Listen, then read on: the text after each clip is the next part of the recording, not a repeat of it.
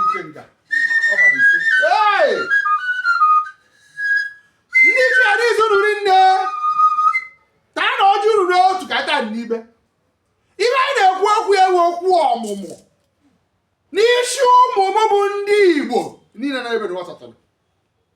Ezi Igbo gburugburu dị sekọnd n'ụwa niile na-ekwu okwu n'ụtụtụ na onye amụtara nwa ya amụta nwa ma itoolu gawa nna aga ọjị. Anyị wee na-ekwu na abalị gba ya egbu onwe ya. Ka anyị na-enye ụlọ ọjị ka anyị na-atụ mmịa n'aba ndị Igbo niile nọ n'ebe ụwa sọtọrọ wee na-ekwuru ya dụrụ anyị na mma n'ụtụtụ ehihie na abalị ise. Anyị wee jiri afọ ndị Igbo niile dị ile wee na-achịkọta ebere na ikpe n'ụtụtụ na-ekwu dị ọfọ dị ile ya eme ka ekpela ikpe n'otu adị ile ka anyị gọrọ ya ka ọ le ise.